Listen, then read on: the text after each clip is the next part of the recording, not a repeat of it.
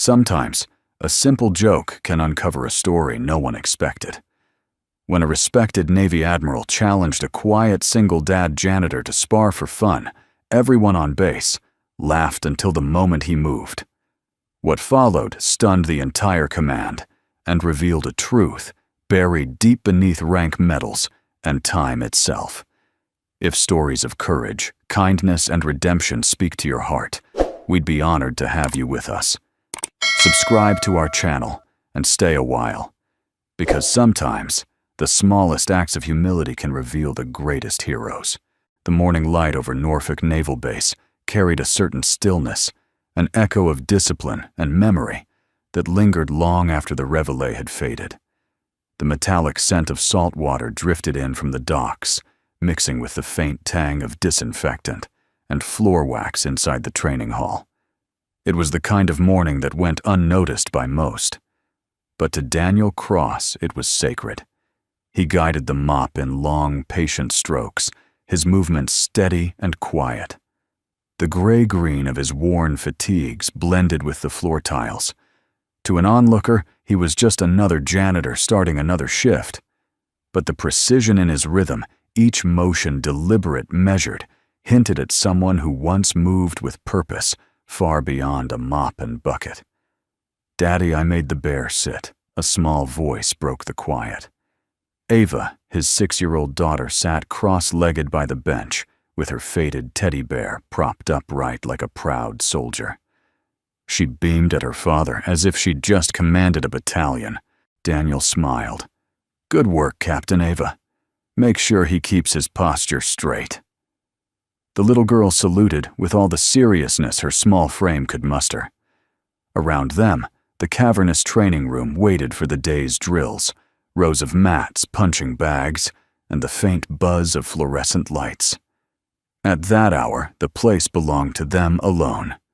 For Daniel, those few minutes before the first recruits arrived were the calmest part of the day before laughter, shouts, and memories began to blur. He wrung out the mop, his mind slipping as it often did to the sea. The helicopter's spinning blades, the weight of the harness, the voice on the radio crying for help. Then the explosion. Then, nothing. He blinked, drew a breath, and grounded himself again in the soft squeak of the mop. "Morning, Cross." The voice came sharp, authoritative, and unmistakably female. Daniel looked up. Admiral Amelia Drake stepped into the room, her white uniform immaculate, the light catching on the medals lined neatly on her chest. Her posture was the embodiment of order, every thread, every crease deliberate. Behind her followed a few officers, all carrying that mix of pride and mild tension that accompanied her presence. "Good morning," Admiral Daniel said, quietly setting his mop aside. She gave a brief nod. "You're early as usual. Habit?" He replied, offering a faint, polite smile. Ava peeked from behind the bucket, clutching her teddy bear. Amelia noticed her and softened slightly. "And who might this officer be?" Ava's voice came shy but firm. "Ava Cross, ma'am. Pleasure to meet you, Ava," Amelia said, kneeling a little to her height. "Your dad's been keeping this place spotless." Ava's grin widened. "He says clean floors help people stand taller." Amelia chuckled, a rare sound from someone the younger sailors jokingly referred to as the Ice Admiral. That sounds like something a good leader would say. As she stood, her gaze lingered on Daniel for a moment longer than expected. There was something about the way he stood. Shoulders relaxed, but ready eyes calm, yet aware of every movement in the room that tugged faintly at her memory. For an instant, she saw not a janitor, but a silhouette framed against the storm, a voice that once spoke through static. Then it was gone. "Carry on, Mr. Cross," she said, breaking the thought. "Yes, ma'am." She moved on, instructing the officers who followed her. Daniel returned to his mop, though his eyes trailed her for a moment. He'd seen admirals before, dozens of them, but Amelia Drake carried something different, a weight beneath the composure, a quiet grief she didn't let the world see. He knew that kind of grief well. By mid-morning, the room was alive with motion. Soldiers training boots, thudding against mats, bursts of laughter between sparring sessions. Daniel kept to the side, cleaning up checking supplies, making himself invisible. Yet invisibility had its advantages. You saw what others didn't. He noticed how Amelia moved through her team, not just commanding, but observing, correcting with precision and rare empathy. Beneath the iron discipline, she cared deeply, though she'd never admit it aloud. When the laughter rose too high, Ava covered her ears and giggled. Daniel crouched beside her. "It's just noise, sweetheart. They're practicing being strong, like you." He paused, caught off guard. Maybe once. She studied him for a moment, then nodded as if confirming a secret. "You're still strong." That small, unshakable faith in her father made something tighten in his chest. He brushed a hand through her hair and smiled. Across the room, Amelia turned just in time to see the exchange. The way Daniel's eyes softened, the kind of tenderness rare on a military base. And once again that faint flicker of recognition stirred in her chest, though she couldn't place it. As she passed near him later, she paused, gesturing at the gleaming floor. "You've done good work here, Cross. Thank you, Admiral." Then, with the faintest hint of humor, something unusual in her tone, she added, "Don't make it too clean. My recruits might start slipping." He allowed himself a quiet laugh. "I'll keep that in mind." For the first time that day, she smiled, not the polite, controlled curve she wore for public appearances, but a genuine, fleeting smile. As she turned to leave, Daniel caught her looking at him once more, this time with a trace of curiosity in her eyes. When the room finally emptied, he leaned on his mop, watching sunlight stretch across the tiles. Ava had fallen asleep on the bench, her teddy bear still in her arms. He whispered to himself, "Easy day, kiddo." But deep down, he knew peace on a base like this never lasted long. Somewhere beyond the hum of drills and the ocean wind, fate was already stirring quietly, setting the stage for the moment when the janitor would be called out not to clean, but to stand. The kind of moment that changes everything. By the next morning, the training hall pulsed with energy. The faint smell of sweat leather and disinfectant mixed into that unmistakable military perfume, a scent of discipline and human will. The early drills had ended, but laughter lingered. A handful of young sailors stayed behind, testing their strength on the mats, teasing one another with playful jabs and mock bravado. Admiral Amelia Drake stood at the edge of the floor, her white uniform replaced by a crisp, training jai black belt tied neatly around her waist. Her posture was impeccable. Chin-high shoulders squared the presence of command intact, even when her shoes were off. "All right, boys," she said, with a wry smile. "Who's next?" The sailors exchanged hesitant glances. None dared to step forward. Everyone on base knew Amelia Drake's reputation. Behind the medals and the composure lay years of combat training, martial arts survival tactics, rescue ops. Sparring with her wasn't an invitation. It was a dare. "Come on," she teased. "Surely one of you wants the honor of losing gracefully." The room broke into laughter.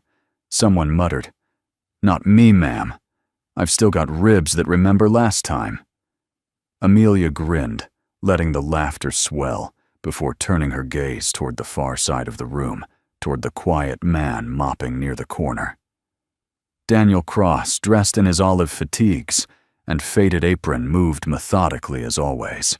He was wiping down the mats after the last round, careful to keep Ava, who sat cross-legged nearby, out of the way.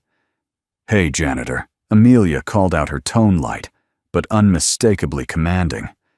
"Is that floor clean enough, or do you need a test run to see if it's slip-proof?" The room erupted again. Laughter echoed, boots shuffled, and a few sailors nudged each other. Daniel stopped mid-swipe. Slowly, he looked up, a faint smile tugging at the corner of his mouth. "Ma'am, I wouldn't want to interfere with training, Her eyes sparkled with challenge. "I'm offering you a chance to show off your mop skills in hand-to-hand form. For fun." "For fun," he repeated, as if testing the words. "Yes," she said. "For fun." Ava tilted her head, clutching her teddy bear tighter. She didn't like the laughter. "Daddy," she whispered. Daniel crouched beside her, brushing a strand of hair from her face. "It's all right, sweetheart. The Admiral's just joking." But as he rose, the sound of the sailor's laughter changed, less friendly. Now, edging toward mockery. Someone whispered too loudly, "Guess the janitor's afraid to wrinkle his apron." That did it. The laughter that followed filled the room, bouncing off the walls like ricochets. Amelia's expression stiffened. She hadn't meant to humiliate him. It was supposed to be lighthearted, a spontaneous moment of levity among her crew. But she realized too late how it looked a superior officer calling out a civilian worker in front of an audience. Daniel met her gaze. There was no resentment there, just calm, quiet dignity. He set the mop against the wall and rolled his sleeves up. "If it's for fun, Admiral," he said evenly, "then let's make sure no one gets hurt." The laughter stopped. A ripple of surprise went through the room. Even Amelia's composure faltered for half a second before she caught herself. "Very well," she said, hiding her curiosity behind a thin smile. "We'll keep it light." She stepped onto the mat. The others backed away, forming a loose circle. Ava watched from the bench, small fingers twisting around her bear's paw. Daniel stood across from Amelia, hands relaxed at his sides. There was nothing in his stance that spoke of challenge, no posturing, no bravado, just stillness. "Ever trained before?" she asked, half teasing. "A little," he said. "What style?" He paused, then replied softly. "The kind that tries not to leave scars." Something in the way he said it made the air shift. The sailors exchanged puzzled looks. Amelia frowned slightly, then nodded. "All right, Janitor," she said. "Show me what you've got." She moved first, a sharp step forward. Quick jab, meant to test his reflexes. He sidestepped neatly, not countering, not even flinching. Just watching. Her second strike came faster. Again, he slipped aside as if he'd known it was coming. The room grew quieter. The laughter had drained away, replaced by a growing curiosity. Amelia adjusted her stance. "You're quick," she said. Daniel smiled faintly. "You're holding back." For a moment she saw it, the calm confidence in his eyes. Not arrogance, not defiance, something deeper, familiar. She exhaled slowly. "Let's see how you handle this." Her next sequence came fast. A roundhouse kick followed by a sweep, then a pivoting arm strike. Each one executed with the fluid precision of a master. Each one missed by an inch. Daniel didn't block, didn't strike back. He simply wasn't there when the blows arrived. The sailors stood frozen. Finally, she stopped breathing lightly, hands still raised. "You're not even trying," she said. Daniel looked at her quietly. "You asked for fun, not a fight." A murmur rippled through the room. Ava, still watching from the corner, clapped once, softly, proudly. "That's my daddy." Amelia blinked, her composure cracking for a heartbeat. Then, unexpectedly, she laughed, a real laugh, bright and full. "All right, Cross," she said, shaking her head. "You win this round." He nodded once and reached for his mop again, as if nothing had happened. The sailors, unsure what to say, stepped aside as he passed. Amelia stood alone on the mat for a moment, staring after him. There was something about his movements, graceful, measured, controlled, that nagged at her memory. A soldier. Not just that. A pilot, maybe. She couldn't quite place it, but a thought flickered in the back of her mind. Where have I seen that kind of calm before? As Daniel knelt to gather his bucket, Ava hugged him tightly. "You did good, Daddy," he smiled. The Admiral was just having fun. "She likes you," Ava said with innocent certainty. Daniel chuckled softly. That's not how it works, sweetheart. But as he looked back across the room, where Amelia Drake was still standing, arms crossed, expression thoughtful, he wasn't entirely sure she'd been joking. Outside, the afternoon sun burned gold over the base. Inside, something small but significant had shifted. For the first time, the Admiral's laughter had turned to silence. And silence, Daniel knew, always came before the storm. Night had settled over Norfolk, heavy and windless. The ocean beyond the base murmured like an old memory, steady and low, as if whispering names to the dark. Inside the training facility, the fluorescent lights had been dimmed, leaving behind only a faint hum and the echo of the day's laughter fading into silence. Amelia Drake lingered at her desk long after most of her officers had gone. Her office window overlooked the harbor rows of ships, glinting beneath the moonlight, proud and silent sentinels. She should have been reviewing tomorrow's logistics or reports from the Atlantic Fleet inspection. Instead, her eyes kept drifting to the black and white photograph pinned to her wall. A rescue helicopter caught mid-hover, the waves below erupting in foam and fire. It was dated 12 years ago. Operation Huron Storm. Her throat tightened at the memory, the heat, the chaos, the screaming wind, and the smoke thick enough to taste. She'd been a junior officer, then trapped in the belly of a transport chopper going down off the Carolina coast. The explosion had torn through the fuselage. Flames. Panic. She remembered shouting coordinates through the radio, her voice hoarse with fear. Then another voice cutting through the static. Calm, steady, unmistakably American. Hold on, Bluebird 2. We see you. I'm coming in. No name, just a call sign she'd never forget. The pilot who flew into that storm had saved 6 of them, then vanished from the Navy records entirely. Some said he'd been injured beyond recovery. Others claimed he'd broken protocol. The truth was lost to bureaucracy and silence. Amelia leaned back, exhaling slowly. The way Daniel Cross had moved earlier that day, the control, the grace under pressure, had stirred something deep. Something she hadn't felt in years. Don't be ridiculous, she told herself. A janitor can't be him. And yet when she'd looked into his eyes, she'd seen it the same calm certainty she'd once heard through a headset above the roar of dying engines. She rubbed her temple, frustrated. The Navy trained you to trust facts, not feelings. But sometimes ghosts refused to stay buried. Across the base, in a small maintenance shed tucked behind the gym, Daniel sat alone with a thermos of lukewarm coffee. Ava had long since fallen asleep in the little cot behind him, clutching her teddy bear. The faint glow of the desk lamp haloed her small face, peaceful, untouched by the noise of the world. Daniel stared at the mop, leaning against the wall, then down at his hands, scarred, steady, the hands of a man who'd once flown through hell and back. He hadn't meant to draw attention today. He never did. For years he'd worked to erase the soldier he used to be. The Navy Cross he'd been awarded sat in a shoebox somewhere, buried under old letters and photographs. He didn't clean floors because he had to. He cleaned because it gave him peace order and something quiet enough to drown out the past. But when Admiral Drake had called him out, when those recruits had laughed, it had stirred something he thought he'd buried. Instinct. Pride. Muscle memory older than pain. He closed his eyes and let the images come. The fireball, the mayday, the terrified voices on the radio, the rescue harness slamming against his shoulder, the helicopter spinning, the bright flash and the silence afterward.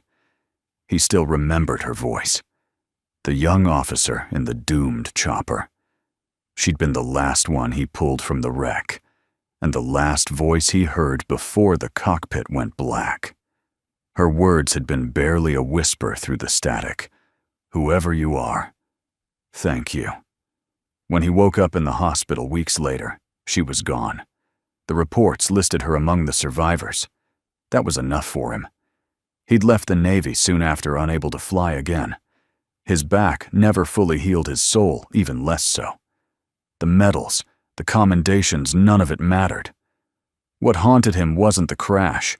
It was the friend he couldn't save that night, co-pilot Jason Reed, who'd burned trying to buy them time. I still owe you, Brother Daniel thought, and maybe this quiet life is how I pay it back. But the universe, it seemed, wasn't done testing him. The next day dawned gray and windy. Daniel arrived early again, setting up his tools, while Ava colored at the corner table with crayons someone from the mess hall had given her. He worked in silence, his mind still replaying the Admiral's laughter, the way it had faltered when she saw him move. He didn't want to be noticed. Attention was dangerous. Attention meant questions. But fate had a way of circling back. The door opened sharply. Amelia Drake entered crisp and composed, flanked by 2 officers. Her presence filled the space like the sound of a starting bell. "Morning, Mr. Cross," she said. He nodded politely. "Morning, Admiral." She hesitated. "I hope I didn't embarrass you yesterday." He looked up, surprised by the sincerity in her tone. "Not at all, ma'am. You gave my daughter quite the story to tell." Ava beamed. Daddy was like whoosh, and everyone was like whoa. The sailors behind her chuckled. Even Amelia smiled, though faintly. Seems she remembers it better than we do. As they spoke, a training alarm sounded in the distance, one of those periodic drills meant to keep the unit sharp. The sound triggered something deep in Daniel's chest, the whine of engines, the call of Mayday, the echo of fear. His breath caught, but he hid it behind a calm exterior. Amelia noticed the flicker in his eyes. Instinct told her she'd seen that expression before, somewhere between composure and memory, the look of someone who'd stared at death and learned not to blink. When she left the hall, she couldn't shake the thought. That night, she searched her personal archive, a classified database of service records, accessible only to flag officers. The glow of the computer lit the dark room. She typed, "Daniel Cross." The results were sparse at first: civilian contractor base maintenance staff, Norfolk, employed 4 years. Then she scrolled further. Hidden behind an encrypted file tag was a single line of text marked restricted. Former service. Her fingers hovered. She entered her clearance code. A moment later, the screen shifted. Lieutenant Commander Daniel Cross call. Sign Huron Hawk. Decorations. Navy Cross Distinguished Flying Cross Humanitarian Service Medal.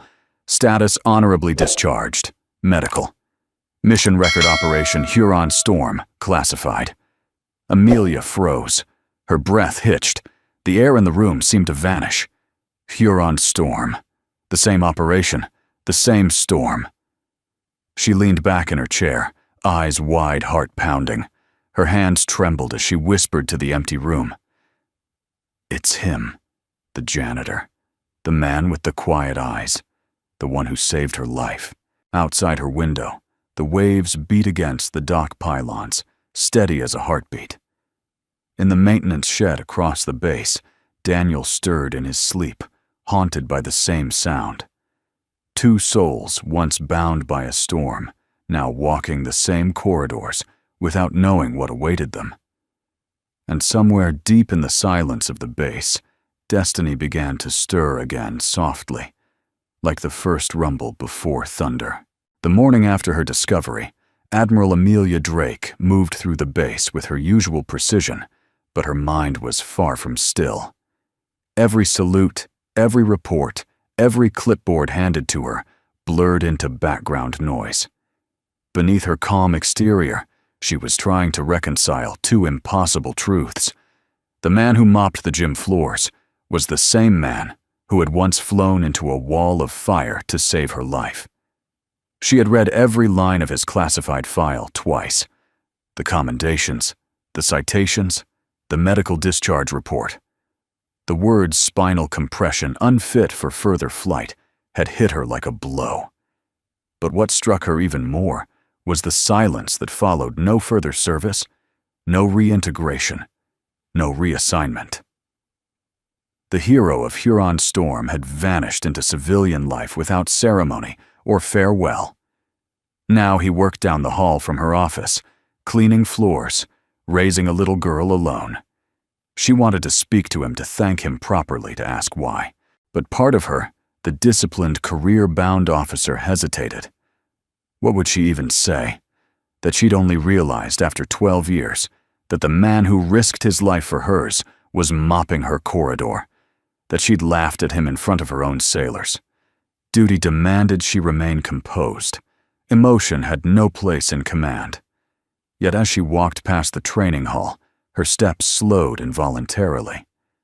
Daniel was there, as always, polishing the mat edges, while Ava arranged a row of tiny plastic soldiers along the windowsill. The morning light caught the faint lines on his face, the quiet strength in his posture. He didn't see her at first. When he finally looked up, their eyes met. "Morning, Admiral," he said, his voice calm, respectful. "Good morning," she replied, masking the nervous flutter in her chest. "Looks like the place is already spotless." "Almost," he said. "Dust has a way of coming back. Like old memories." Her heart skipped a beat. Old memories. The phrase hit too close. She forced a small smile. "We'll try not to make your job harder," he shrugged lightly. "I don't mind a little work. Keeps my mind clear." Before she could answer, Lieutenant Carter, her energetic young aide, jogged into the hall, holding a set of training gloves. "Ma'am, your sparring team's ready for warm-up." Amelia blinked. "Already I thought we were yes, ma'am. The schedule's been adjusted for the Admiral's motivation session," Carter said with a grin. The team's itching to test their reflexes after yesterday's entertainment. Ava giggled softly, clutching her bear. Daniel looked at Amelia, amusement flickering in his eyes. "Sounds like you've started a trend." Amelia rolled her eyes, a rare human gesture. "Apparently so. I may have created a monster." As Carter helped her secure her gloves, she turned to the sailors, forming a loose circle on the mat. "All right, people. Let's keep it light today. We're practicing defense, not destruction." That earned a few nervous laughs. Daniel began collecting cleaning supplies, intending to step aside. But one of the younger sailors, a broad-shouldered corporal named Ellis, called out, "Hey, Admiral, how about a rematch with your janitor? He gave us quite a show yesterday." A chorus of agreement followed. Even Carter grinned. "Come on, ma'am, it'd make for good morale." Amelia hesitated. Her instinct was to shut it down. But when she saw the faint smile on Daniel's face, amused, almost teasing, something shifted inside her. "All right," she said. Finally, her tone firm but playful. "If Mr. Cross doesn't mind." Daniel set down his bucket and stepped forward. "If it's for morale, I'd hate to disappoint." The sailors cheered. Ava clapped happily.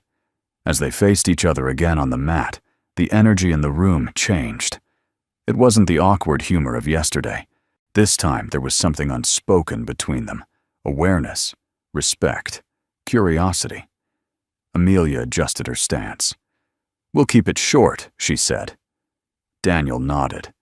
"Short's good." The first move came from her. Quick, precise, a feint jab followed by a side kick. He parried effortlessly, his movement smooth as water. The sailors watched in silence, their excitement dampened by the strange grace unfolding before them. Amelia circled sweat forming lightly along her brow.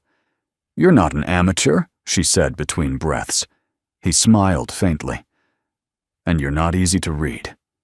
She attacked again, faster, sharper.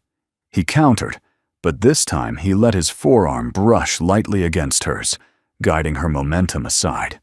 The contact was brief, but it jolted her. His reflexes, his composure unmistakable. Something inside her confirmed what the file had already told her. This was no janitor.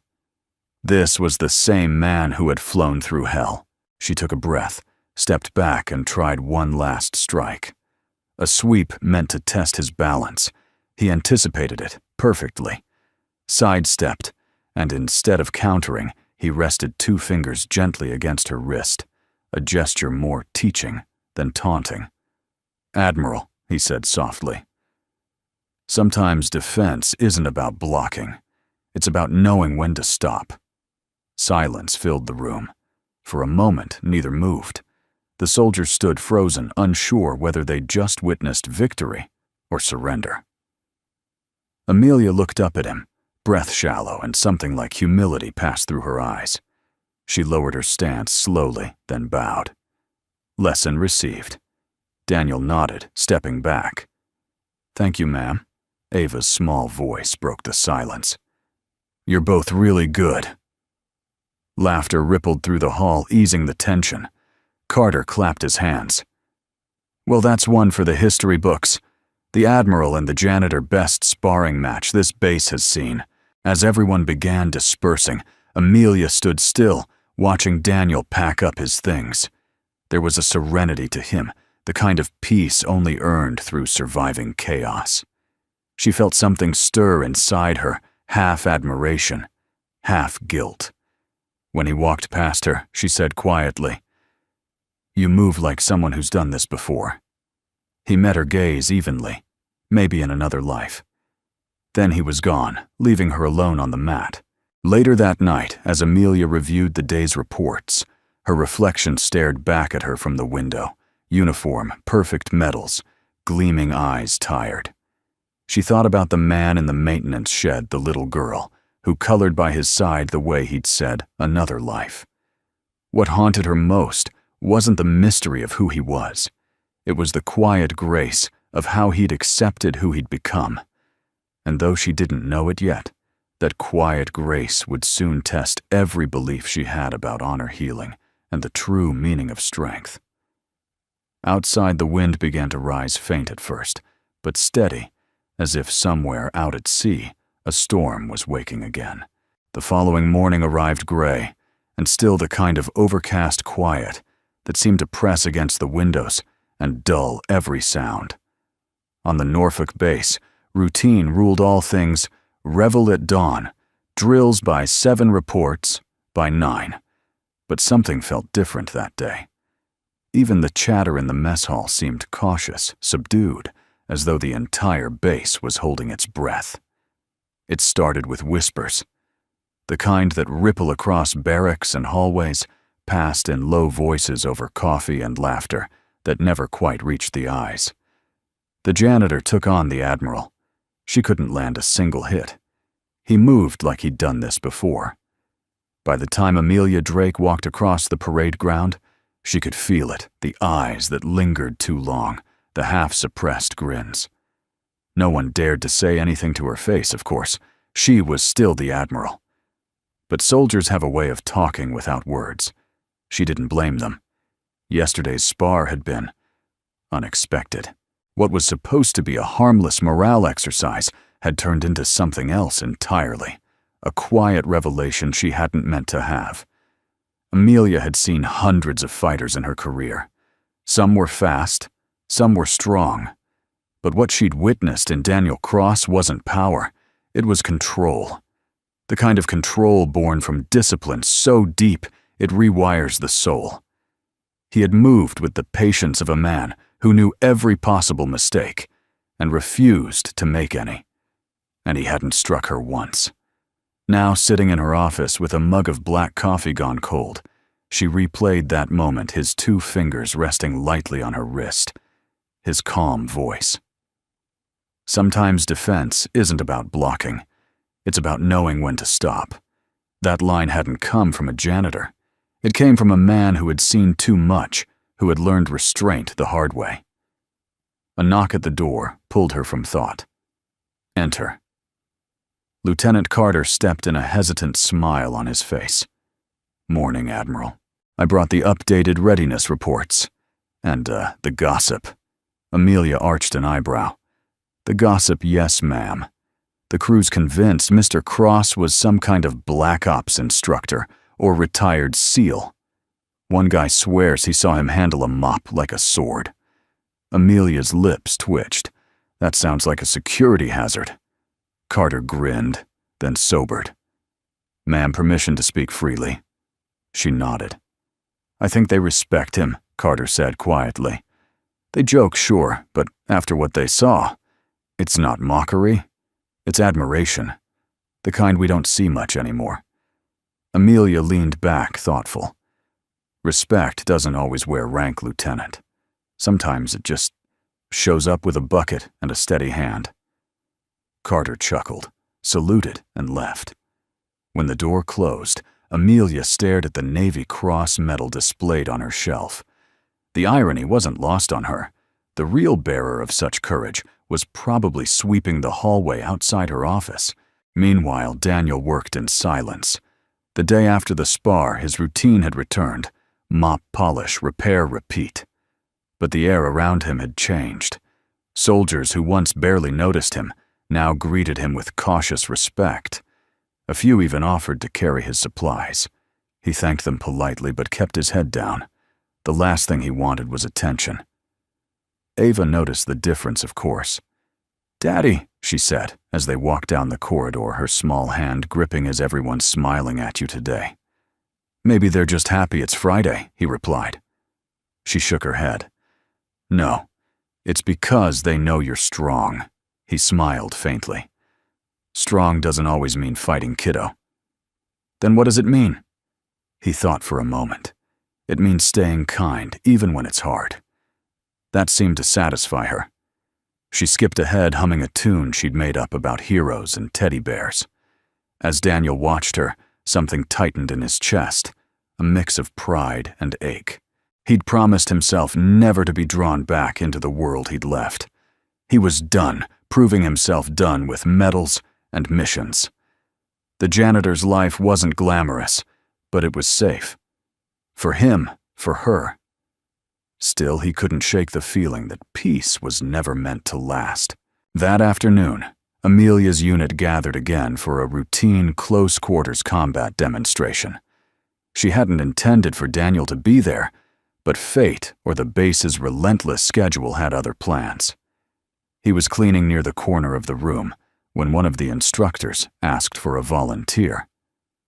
"Admiral," the instructor said, "would you care to demonstrate the defensive stance from yesterday's lesson?" The room chuckled softly. Amelia sighed. "You all never let anything go, do you?" Then her eyes found Daniel. He was leaning lightly against the wall, mop in hand, watching without expression. Their gazes met. "Mr. Cross," she said before she could stop herself care to assist. The sailors froze. Daniel hesitated, then nodded slowly. "If you insist, Admiral." The instructor stepped aside as Daniel joined her on the mat. There was no laughter this time, just quiet anticipation. "Let's start simple," Amelia said, raising her hands. Daniel mirrored her stance, though his movements were relaxed, almost reluctant. She attacked a short elbow strike. He sidestepped effortlessly. A palm strike, another dodge. Every move she made he read like a book, countering with minimal effort. "Don't hold back, Admiral," someone murmured. Amelia's jaw tightened. She launched a faster sequence, 3 strikes, 1 kick. Daniel deflected each with almost lazy precision. When she tried a sweep, he caught her wrist mid-motion, holding it gently but firmly. For a heartbeat, the world went still. Then his voice, low and steady. "The hardest part of discipline is restraint." She looked up into his eyes, seeing not arrogance, but compassion. He released her wrist and stepped back. Silence filled the room. Then from the back, one of the younger sailors began to clap. Another joined. Soon the hall echoed with applause, not for victory, but for understanding. Amelia stood there, chest rising and falling, her mind spinning. She'd just been reminded of something she'd almost forgotten, that strength wasn't always loud. Sometimes it stood quietly in a janitor's shoes and refused to strike. When the training ended, she found him outside wiping down the railing in the corridor. "You didn't have to go easy on me," she said softly. Daniel smiled without looking up. "I wasn't going easy. You were holding back, too." "Maybe I was." They stood in silence for a moment, the hum of the bass filling the space between them. Finally, she said, "You have a strange way of teaching, Mr. Cross." He glanced at her eyes, warm but distant. "I used to believe fighting proved strength. Then I learned that sometimes walking away takes more." Her breath caught at the quiet wisdom in his tone. Before she could answer, Ava ran up, tugging at Daniel's sleeve. "Daddy, I drew you and the Admiral." She held up a crayon picture, two stick figures bowing to each other under a big yellow sun. Amelia smiled. "That's beautiful, Ava." Daniel looked at the drawing for a long moment, something unreadable passing over his face. "Yeah," he murmured. "It really is." As the child skipped ahead, Amelia found herself watching him again, not as a janitor, not even as the man who once saved her life, but as someone who embodied the very thing she'd spent her career preaching, yet rarely practiced grace under fire. And though neither of them said it, they both knew this peace between them was fragile, too still, too quiet. The kind of silence that always comes before a storm. The rain began before dawn, soft at first, just a whisper against the hangar roofs, then steady, relentless, a curtain of gray that blurred the entire base into watercolor. The Norfolk air smelled of salt and metal and memory. Most of the base still slept, but one light burned alone in the administrative wing, Admiral Amelia Drake's office. She hadn't gone home. Not after what she'd seen. Not after what she'd read. The classified records still glowed on her monitor, the Navy Cross emblem etched at the top. Lieutenant Commander Daniel Cross, hero of Operation Huron Storm. The man whose voice had once guided her through fire. The man who was supposed to have disappeared. Her fingers hovered over the keyboard, replaying his words from yesterday. The hardest part of discipline is restraint.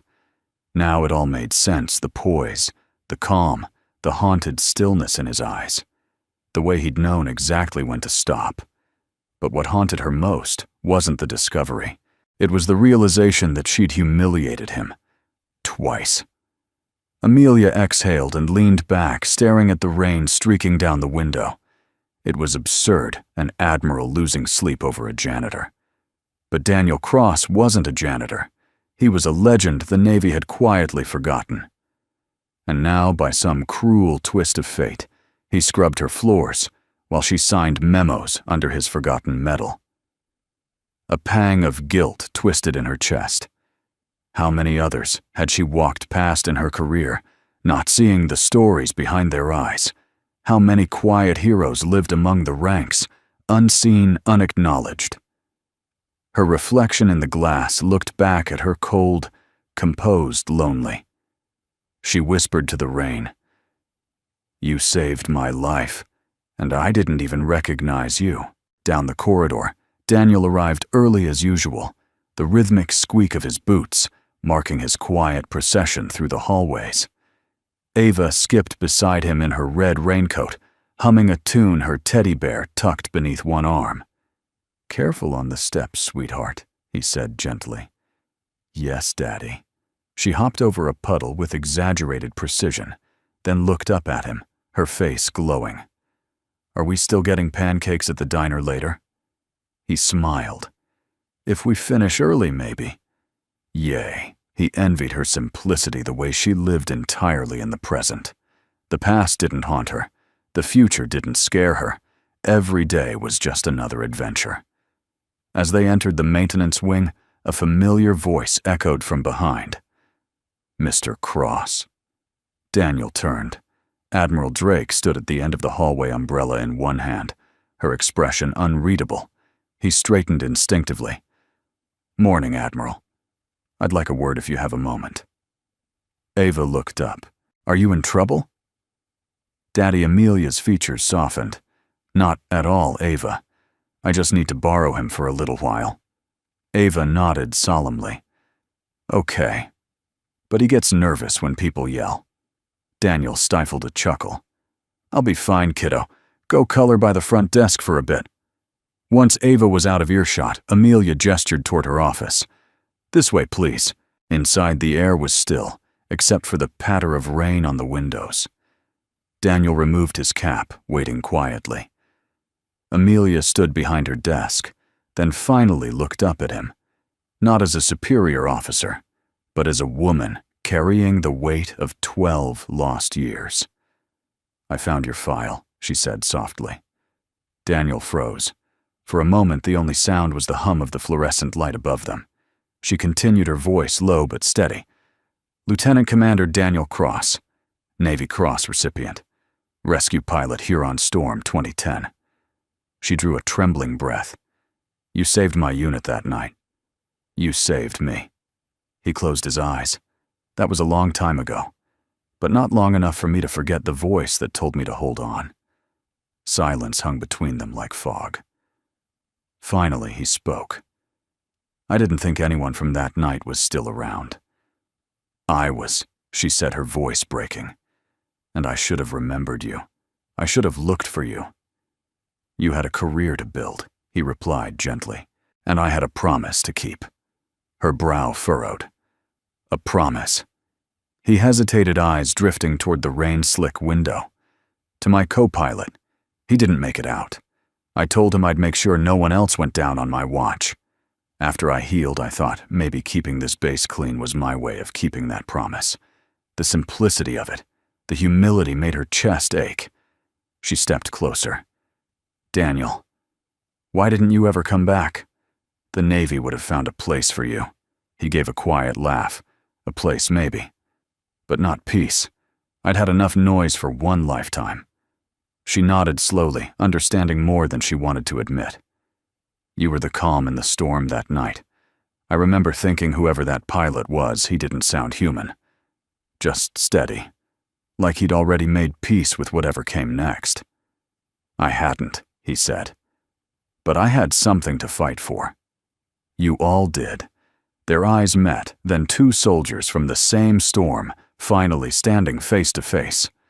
Amelia swallowed hard. "I owe you more than I can ever repay." "You don't owe me anything, Admiral. You made it out." "That's payment enough." She shook her head. "No, that's not enough." For a long moment, neither spoke. The sound of rain grew heavier, drumming against the glass like a heartbeat. Finally, she said, "There's a ceremony next week for distinguished service. I could—" "No," he interrupted gently. "Please. No speeches. No spotlight. I'm where I belong." Her throat tightened. "You belong in uniform." He smiled faintly. "Uniforms don't make heroes, Admiral." Those words landed like a quiet thunderclap. Amelia blinked back tears she hadn't expected to fall. She turned away, composing herself, then said softly, "At least allow me to thank you properly. A cup of coffee, perhaps," he considered it. "Only if I can bring my daughter. She's the real commanding officer in our house." Amelia laughed through her tears, the sound light and fragile. Then it settled. When Daniel left her office, the rain had eased. He found Ava asleep on a chair, her coloring book open across her lap. He lifted her gently into his arms, kissed her forehead, and walked into the quiet morning. Amelia stood by her window watching him go. The janitor's gait was steady, unhurried, yet to her, it carried the weight of everything she'd ever admired about the Navy. Courage, grace, purpose without pride. For years, she'd told her officers that honor was earned in battle. Now she knew better. Sometimes honor simply meant showing up every day and doing good quietly. She whispered into the empty room, "Thank you, Daniel Cross." Outside, the storm began to clear. The first rays of light broke through the clouds, streaking the wet pavement with gold, like the first sign of redemption finding its way home. The rain had passed, leaving behind a morning that smelled of salt and sunlight. A thin mist rolled across the Norfolk harbor as gulls wheeled lazily above the cranes. The base stirred awake. Boots on gravel, laughter over breakfast, the metallic clatter of day-to-day service. Daniel Cross was already at work, pushing his mop down the corridor near the hangar bay. He moved with his usual quiet rhythm, but his mind wasn't entirely on the floor. His conversation with Admiral Amelia Drake the day before still echoed in his thoughts. He hadn't expected her to find out. He certainly hadn't expected her to care. 12 years of silence had built walls he never thought anyone would try to climb again. But the look in her eyes, equal parts. Regret and recognition had broken something loose inside him. He'd lain awake the night before, listening to Ava's soft breathing, staring at the ceiling of their small base apartment. He told himself the past didn't matter, that the Navy Cross collecting dust in a shoebox didn't matter. But now he wasn't sure. Maybe for the first time in years, he wanted to be seen again. "Excuse me, Mr. Cross." The voice was gentle, familiar. He looked up. Admiral Drake stood at the far end of the hall out of uniform, this time dressed simply in slacks and a gray sweater, her hair tied back, the sharp edges of command softened by morning light. In her hands were 2 steaming cups of coffee. He straightened instinctively. "Admiral." "Daniel," she said, cutting him off with a small smile. "Just Amelia today." He hesitated. That might take some getting used to. She offered one of the cups. "Then let's start with this." He accepted it carefully, the paper cup warm against his scarred hands. "I appreciate it, Ma'am Amelia." They stood in silence for a moment, sipping coffee, while the sound of the bass carried faintly from outside distant commands, a gull's cry, the hum of the morning drills. Finally, she spoke. "I owe you an apology, for a lot of things." He met her eyes. "You don't owe me anything." "I do," she insisted softly. "For not recognizing you, for calling you out in front of my men, for letting them laugh. You deserved better than that." He shook his head. "Respect's not a thing people owe me, Admiral. It's something you earn every day. Then you've been earning it quietly for years." There was no flattery in her tone, only truth. It made him uncomfortable. He tried to deflect. "I'm just doing my job." "No," she said. "You've been doing far more than that. You've been teaching this base more about dignity than half the officers combined." He looked away, uncertain how to respond. From the corner of the hall, a small voice interrupted them. Daddy Ava came running, her rain boots squeaking, holding up a drawing. "Look, I made this for the Admiral." Amelia knelt to meet her at eye level. "Can I see?" The little girl nodded eagerly. The drawing was a swirl of bright colors, a tall woman in white next to a man in green, with a little red figure between them, holding both their hands. Above their heads in a shaky crayon scrawl it read, "Heroes don't wear the same clothes." Amelia blinked. For a moment words failed her. Then she said softly, "This might be the most beautiful thing I've ever been given." Ava grinned. "Daddy says heroes can look like anyone, even janitors." Daniel chuckled, embarrassed. "She listens too closely sometimes." Amelia smiled warmly at the child. "Your father's right, you know. And very wise." Ava preened at the praise. "Daddy's the best. I don't doubt it." Daniel crouched down beside his daughter. "Go show this to Lieutenant Carter, kiddo. I think he's secretly jealous of your art skills." Ava giggled and dashed off, leaving the 2 adults standing in the soft echo of her laughter. Amelia exhaled.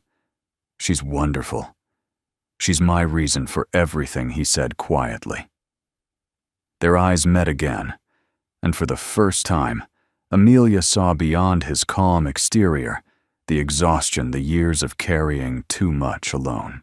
Yet beneath it all, there was peace. The kind that didn't come from victory, but from survival. She sipped her coffee, searching for the right words. "You know, I used to think leadership was about control, keeping people in line, keeping emotion out of the equation. But lately..." She glanced toward the door where Ava had disappeared. "I'm starting to realize that compassion might be the highest form of command." Daniel smiled faintly. Took me a long time to learn that lesson, too. There was a pause filled with the kind of quiet that didn't demand to be broken. Then, without thinking, Amelia asked, "Do you ever miss it?" "Flying." He stared into his coffee. "Every day. But the truth is, I don't miss the sky as much as I miss the purpose." "You still have it," she said. He looked up, skeptical. "You keep this place running. You keep these people grounded. You're more of a leader now than half the ones in uniform." He studied her face, earnest, unguarded, and for the first time he believed she meant it. Something softened between them. The air seemed warmer, the walls less sterile. Amelia glanced down at her watch reluctantly. "I have to head to the docks for a briefing. But thank you, Daniel, for the coffee, for the lesson." He chuckled. "I think you brought the coffee, Admiral." "Maybe. But you brought the perspective." She started to walk away, then turned back. "If Ava's free tomorrow, there's a family event at the officers' hall. Movies, games, that sort of thing. You're both welcome." Daniel hesitated.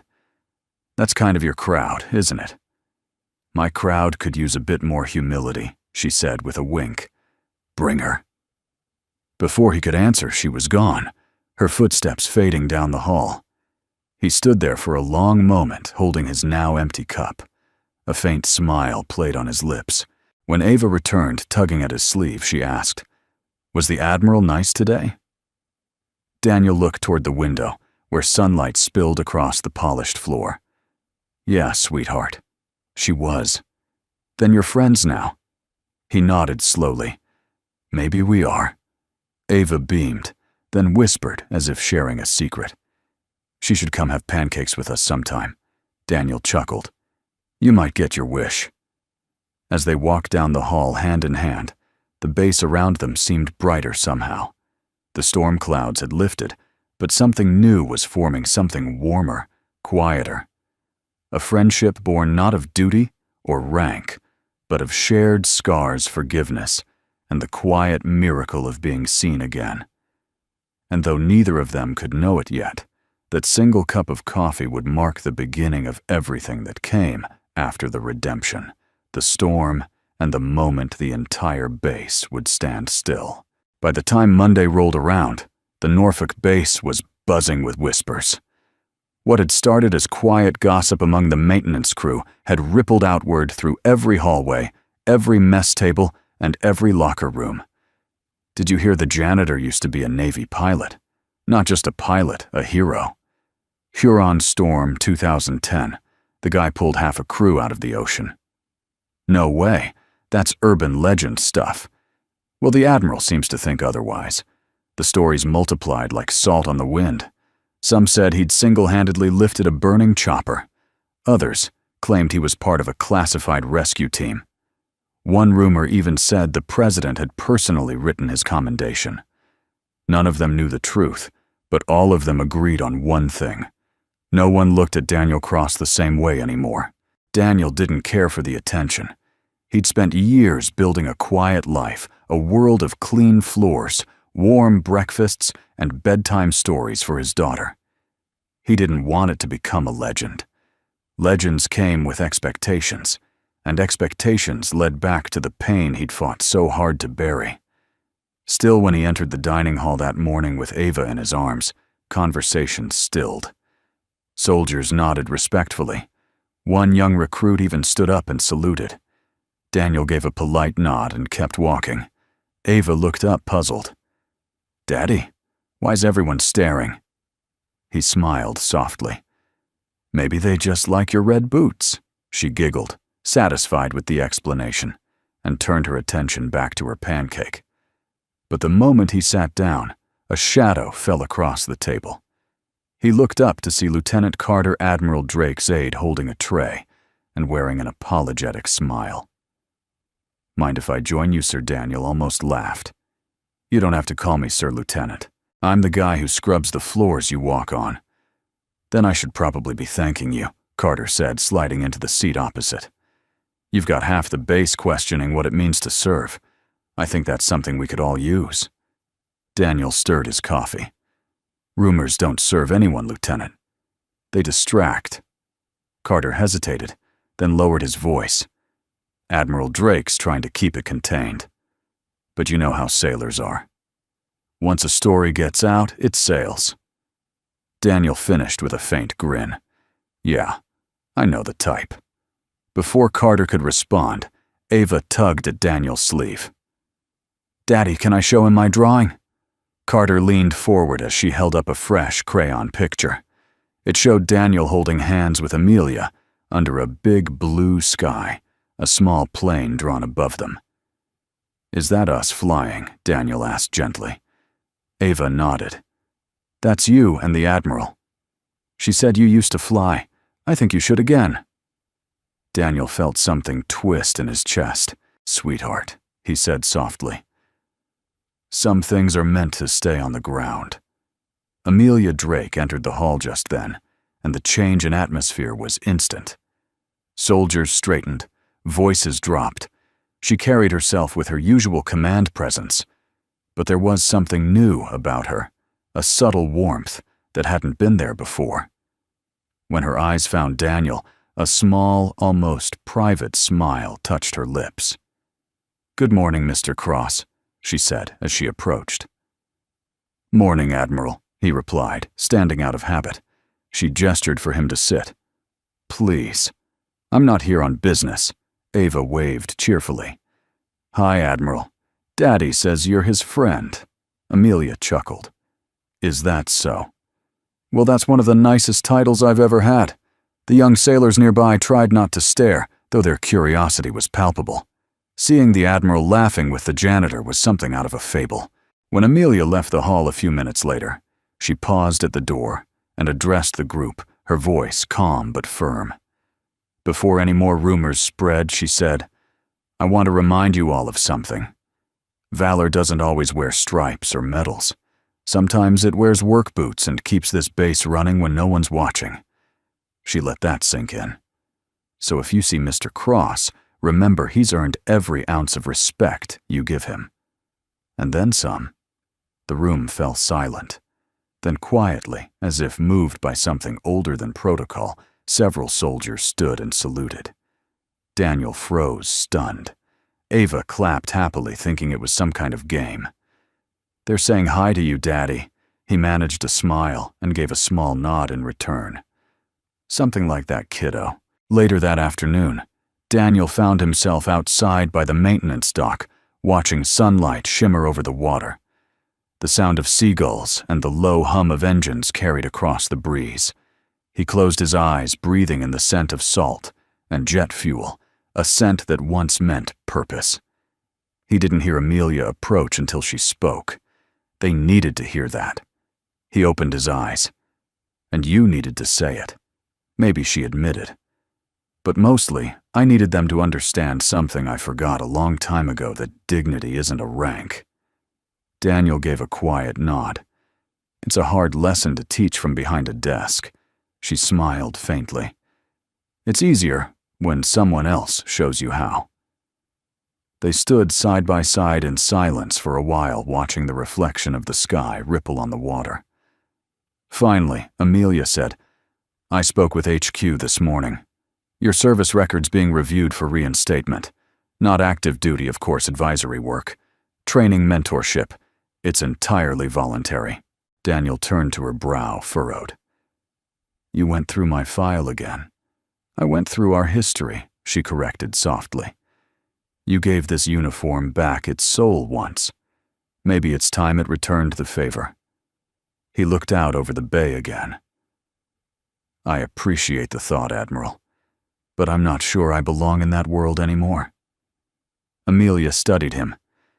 Maybe not the way you used to, but I think the Navy could use a few men who understand humility. He laughed quietly. You always talk like you're still saving people. She met his eyes. Maybe I am. Something warm flickered in the space between them. Not quite friendship, not yet romance, but an understanding born from shared survival. Behind them, the low rumble of thunder echoed faintly over the horizon. Both turned toward the sound. "Storm coming," Daniel murmured. Amelia nodded, her gaze fixed on the clouds. "Feels like it." Neither of them knew that within 24 hours those clouds would turn real, and once again, Daniel Cross would be called to do what he was born for, to save lives when no one else could. For now, though, the base was still the air, heavy with the strange peace that always settles right before everything changes. The storm came faster than anyone expected. By late afternoon, the horizon had turned an angry slate gray, the wind rising off the Atlantic in violent gusts that rattled the hangar doors and sent tarps snapping across the airfield. The base, built to withstand hurricanes, and worse, moved with calm efficiency, alarms blaring, crews locking down equipment, commanders barking orders. For Admiral Amelia Drake, the sudden shift in weather brought back memories she'd spent years trying to forget: the smell of smoke in the cockpit, the radio crackling with the words, "We're going down." Storms had a way of resurrecting ghosts. She stood in the operations tower headset on scanning the radar as rain smeared the glass. "Status on the cargo hangar," she called. A voice crackled back. "Structural integrity compromised, ma'am. Gusts are hitting 70 knots. We've got 2 personnel unaccounted for near the maintenance bay." Her stomach tightened. Who Corporal Jensen and static drowned the rest Technician Ruiz. Amelia's eyes narrowed. "Get me a visual." The monitor flickered to life. Through the camera feed, the hangar roof could be seen buckling under the force of the wind. Metal sheets tore free and cartwheeled through the air like deadly leaves. Inside a forklift lay overturned crates spilled across the floor. 2 figures were indeed trapped under twisted steel. "God," she whispered. "That roof's going to go. Evac teams can't get close, Admiral," the officer said. "Wind shear's too strong." Amelia's jaw clenched. "We don't leave anyone behind." At that moment, across the compound, Daniel Cross was finishing his rounds near the auxiliary hangar. He'd felt the pressure change long before the first drops hit. Years in the sky had taught him how to read the air. The wind carried that low, deep hum that always preceded disaster. He tightened his jacket against the rain and glanced toward the horizon. The storm front looked wrong, angrier, denser than the reports predicted. Ava tugged at his hand. "Daddy, it's scary." He knelt to her level voice, calm. "It's just the wind, sweetheart. Go inside the office, okay? Stay with Mrs. Palmer until I come get you." She nodded reluctantly, hugging her teddy bear tight. "Promise you'll come back." He smiled softly. "Always." As she ran off toward safety, a loud crack split the air, a metallic shriek that made his blood run cold. He turned toward the main hangar just in time to see a section of the roof collapse in a burst of sparks. Without thinking, he was already running. By the time he reached the scene, chaos reigned. Rain lashed sideways. Sailors shouted over the roar of the wind. A forklift had crashed through a support beam, trapping 2 men under the debris. The air smelled of oil and ozone. "Get back," someone yelled. "It's too dangerous." Daniel ignored them. He scanned the damage, his eyes assessing, calculating the old pilot in him taking over. The roof was seconds from total failure. He shouted to the nearest sailor, "You find a jack or steel pipe, something to brace this section." The young man hesitated. "Sir, who are do it now?" Something in Daniel's voice cut through the noise. The sailor sprinted away. Daniel crouched beside the trapped men. Jensen's leg was pinned, blood mixing with the rainwater pooling on the floor. Ruiz was barely conscious. "You're gonna be all right," Daniel said evenly. "Just stay with me." He tried lifting the beam, it didn't budge. The wind screamed through the ruptured walls, each gust threatening to tear the entire structure apart. "Hang on," he muttered. "Almost there." A second later, a voice cut through the storm. Cross. He turned. Admiral Drake was striding through the rain jacket, whipping in the wind, her white uniform soaked and streaked with mud. 2 emergency crew members followed close behind. "What the hell are you doing out here?" she shouted. "Saving your people," he shot back. Before she could reply, another piece of roofing tore loose and slammed into the floor beside them. The sound was deafening. Amelia ducked instinctively, then grabbed one of the rescue bars from her crew. "We'll brace from this side." On my mark, Daniel met her eyes. In that moment, there were no ranks, no titles, just 2 soldiers in the storm again. "Ready," he yelled. They lifted together, muscles straining, rain pouring into their eyes. The beam shifted an inch, then another. Jensen screamed as it moved off his leg. "Pull him out," Daniel barked. Amelia's crew dragged the injured man clear. The second victim was still pinned beneath a shattered crate. Daniel repositioned, wedging his shoulder under the debris. "Don't," Amelia began. He pushed with everything he had, the pain searing down his back where the old injury flared. With a groan of protest, the steel gave way just enough for Ruiz to crawl free. The moment the men were clear, Daniel staggered back, his knees buckling. Amelia caught him before he hit the ground. "Easy," she said breathlessly. "You're hurt." He tried to wave her off. "I'm fine." Lightning flashed, illuminating their faces, her hair plastered to her forehead, his jaw clenched in pain, both of them soaked and shaking. Another boom of thunder rolled overhead, followed by the groaning collapse of a support beam. Amelia looked up just in time to see it falling straight toward them.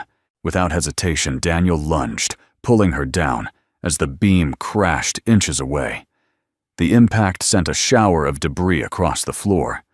When the noise finally subsided, Amelia realized she was still clutching his arm, her heart racing. His body shielded hers completely. "Daniel," she whispered. He looked at her, rain streaming down his face. "You okay?" She nodded, eyes glistening. "You just saved me again." He smiled faintly.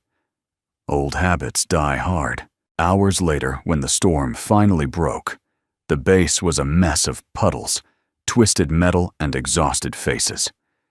Jensen and Ruiz were stabilized and transported to the infirmary. Daniel sat on the edge of an ambulance, bandage around his arm, the ache in his back pulsing with every breath. Amelia stood beside him, a blanket draped over her shoulders. "Medical wants to keep you overnight," she said softly. "I'll be fine." She crossed her arms. "You nearly tore that shoulder apart." He shrugged. "It's held worse." For a moment she didn't speak. The sound of dripping water filled the silence. Finally she said, "You don't belong in the shadows, Daniel. Not anymore. The men saw what you did today. They'll never forget it." He looked out at the flooded runway, voice quiet. "I didn't do it for them. I did it because someone needed to. That's exactly why it matters." Their eyes met again, tired, honest, full of something unspoken. The base lights flickered back to life, casting a warm glow across the wreckage. It wasn't triumph, but it was survival. And as the last of the rain faded into the sea, Amelia realized something she hadn't let herself feel in years. Admiration that went deeper than respect, something like faith. She turned to him. "Don't disappear on me this time, Daniel." He smiled faintly. "I'll try not to, Admiral." But deep down, both of them knew that storms, whether in the sky or the heart, had a way of returning. And sometimes they brought the light with them. The sun returned the next morning, as if the storm had never existed. The air over Norfolk carried that sharp, clean scent that follows chaos, the kind that tastes like second chances. The base was alive again, crews assessing the damage mechanics, checking aircraft laughter echoing between hangars, as if laughter itself was proof they'd survived. In the mess hall, stories spread faster than the steam from the coffee urns. "He went in alone," someone said. "Dragged them out before the roof came down. The Admiral herself was there. He saved her life again." By noon, the whispers had a name. The janitor who saved the Admiral. Daniel Cross wanted none of it. He was back in the maintenance wing, sleeves rolled mop in hand, as if nothing had changed. The bandage around his arm was a minor inconvenience. Pain was familiar. It didn't bother him half as much as attention did. Daddy Ava said from her corner coloring with intense focus. The lady at the cafeteria said, "You're a hero." Daniel smiled faintly, wringing out the mop. People say a lot of things when they don't have to mop floors. But she said, "Everyone clapped for you." Ava looked up, eyes wide. Even the Admiral, he paused mid-motion, glancing toward the window, where sunlight spilled across the polished tile. "Yeah, well," he said quietly, "the Admiral's a kind woman. She knows when someone needs encouragement." Ava nodded solemnly, then added, "I think you're brave." Daniel set the mop aside and crouched beside her, brushing a strand of hair from her cheek. Sweetheart, bravery isn't about running into storms. It's about standing still when people need you. Her eyes brightened, like you did for them. He sighed softly, realizing he'd lost this round. Something like that. Across the base, Admiral Amelia Drake stood at the podium of the assembly hall, her white uniform crisp again, though her right wrist bore a small bruise from the debris that had nearly taken her life. Rows of sailors' officers and maintenance staff filled the room. The air buzzed with quiet expectation. She'd insisted on calling the meeting herself. HQ had already sent commendations for her quick action during the storm, but she knew better. The real story didn't belong to her. She adjusted the microphone. "Ladies and gentlemen," she began, her voice firm, yet warm. "Yesterday, this base faced one of the worst squalls we've seen in years. We lost no lives. That's something worth remembering and thanking." A murmur of approval rippled through the crowd, but she continued that outcome didn't happen because of luck. It happened because one man refused to stand by while others were in danger. One man who acted when it mattered most.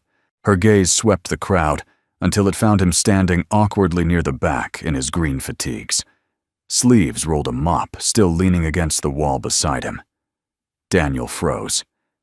Ava, perched on a folding chair next to him, grinned proudly.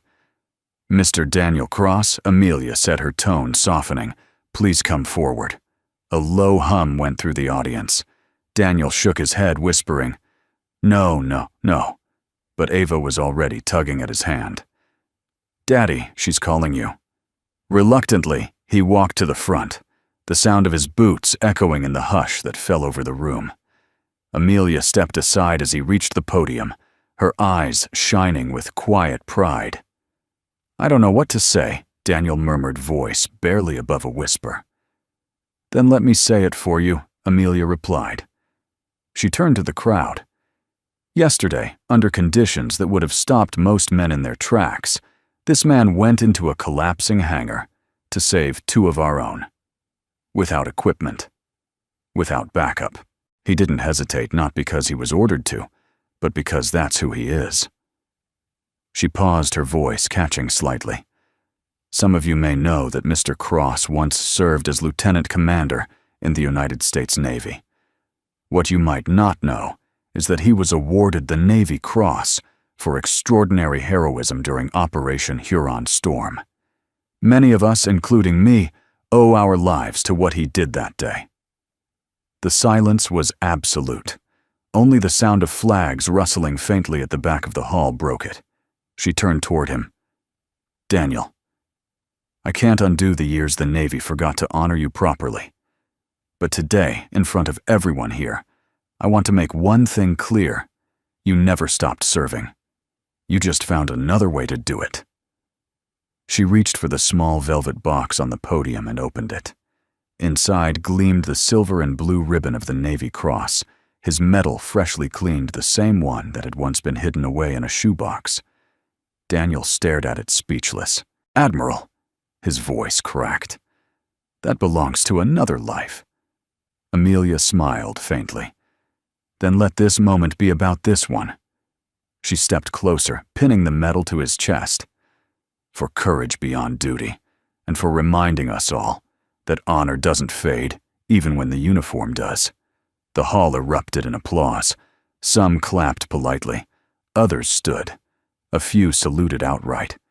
But it was Ava's voice, clear and bright, that rose above them all. "That's my dad." Laughter rippled through the crowd. Daniel felt heat rise in his cheeks. He looked down at her, his little girl, her face glowing with pride. And for the first time in years, the ache in his chest eased. Amelia leaned close and whispered, "Looks like you've still got a fan club." He chuckled quietly, eyes glistening. "Yeah, the only one that ever mattered." Later that evening, long after the crowd had dispersed, Daniel found himself alone in the janitor's closet, the place that had been his quiet refuge for years. The smell of lemon cleaner and old pine filled the air. The medal still hung against his chest, heavy and strange. He took it off and set it on a shelf beside the mop bucket.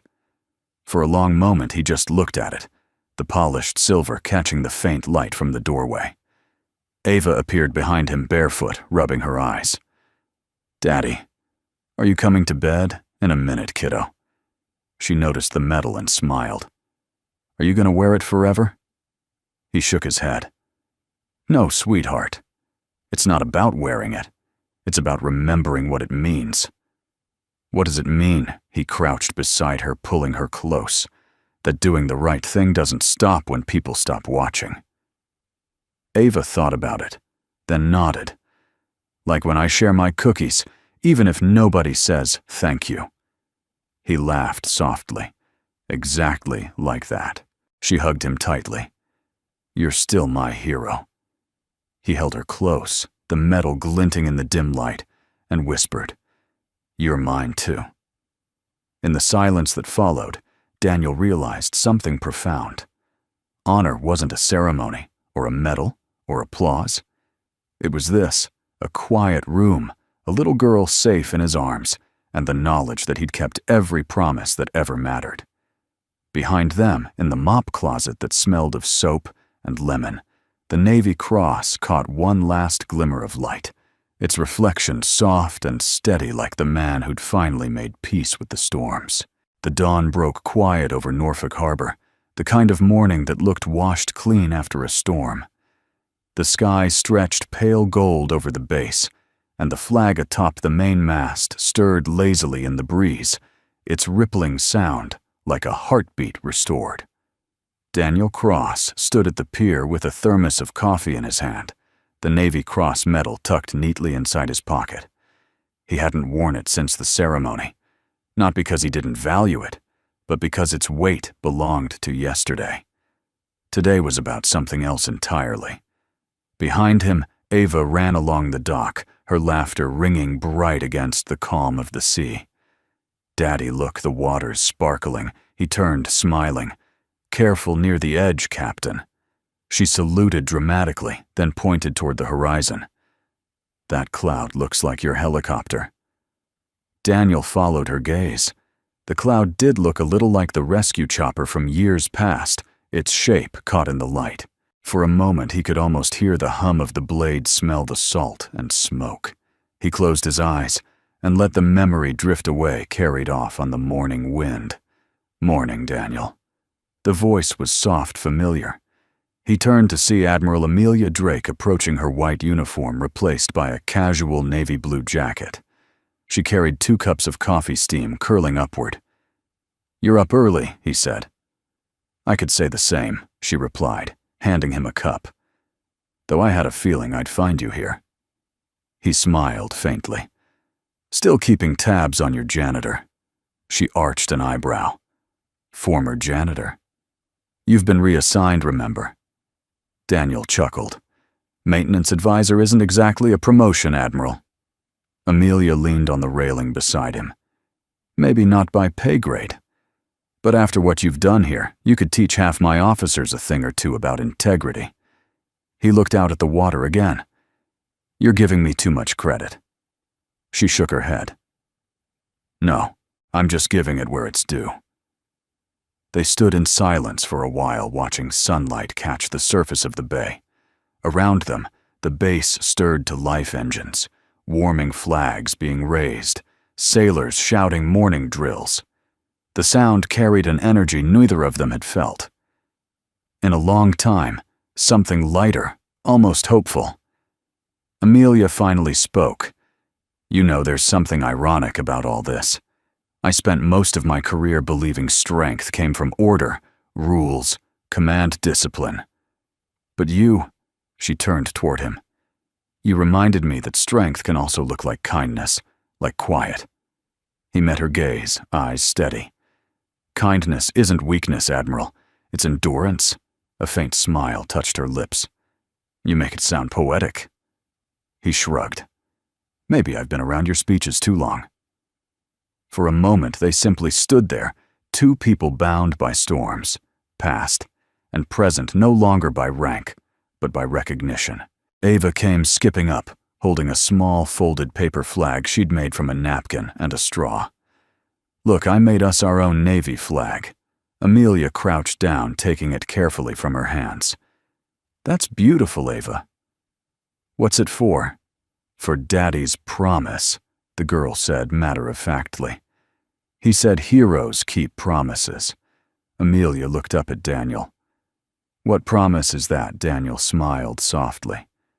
"To never stop trying to make the world a little better than I found it." Ava grinned.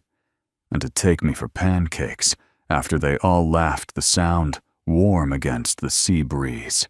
Later that morning, the base gathered for the official commendation photo, a ceremony Amelia had insisted on, but kept deliberately simple. There were no speeches, no fanfare, just a few words, and the raising of the flag in honor of those who'd faced the storm and held fast. Daniel stood off to the side, not in front, his hands tucked in his pockets. He preferred it that way. Watching from a distance suited him fine. Amelia approached quietly. "You're supposed to be in the front row," he smiled. "That spot's for leaders." "You are one," she said. He gave a small shake of his head. "Not the kind that gives orders?" "No," she agreed softly. "The kind that gives people hope." He looked at her, surprised by the tenderness in her tone. She smiled, gentle, unguarded. For a moment he saw not the Admiral, not the officer, but the woman who had stood beside him in the rain, unafraid to fight and unafraid to feel. The photographer called for attention. Amelia straightened, but before stepping away she said quietly, "Don't disappear again, Daniel. Not from this base, not from me." He held her gaze. "I wasn't planning to." That evening the sun dipped low behind the docks, bathing the entire harbor in amber light. The day's bustle had quieted, and only a handful of figures lingered on the pier. Daniel, Amelia, and Ava sat together on an old bench overlooking the water. Ava leaned her head on her father's shoulder, fighting sleep. Amelia watched the girl's slow breathing, the tiny smile still lingering on her lips, and whispered, "She adores you." "She's my compass," Daniel said.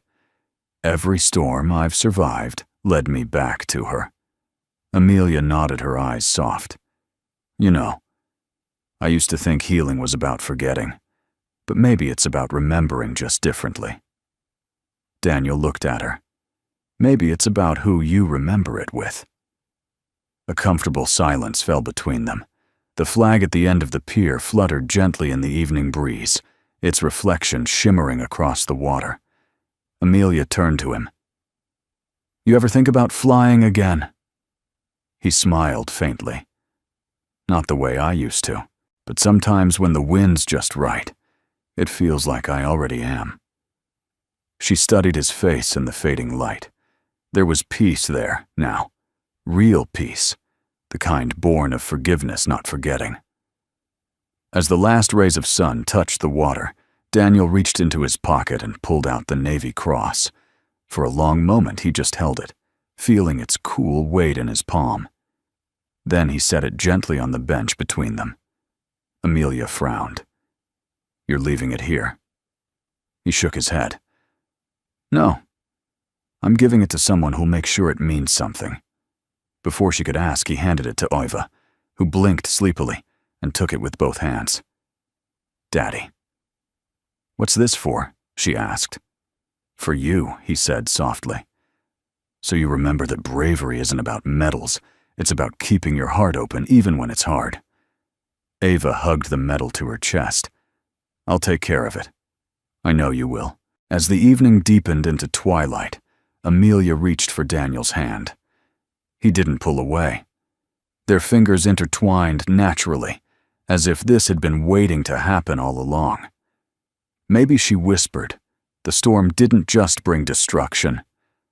Maybe it brought us exactly where we were supposed to be. Daniel looked out at the horizon, where the last light met the endless blue. Maybe it did.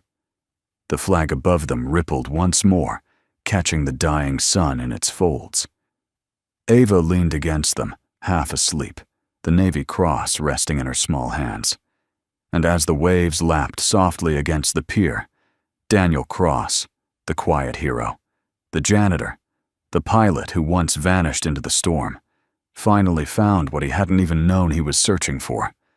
Not glory, not redemption, but home. We'd love to know where you're watching from. Are you tuning in from the coast, the countryside, or somewhere quiet that reminds you of home? Share it in the comments below. It's always a joy to see how far these stories travel. If this story touched your heart, we invite you to subscribe to our channel for more tales of kindness, courage, and the quiet heroes who walk among us. Thank you truly for spending your time with us today. Until next time, may your days be gentle, your heart steady, and your spirit always brave.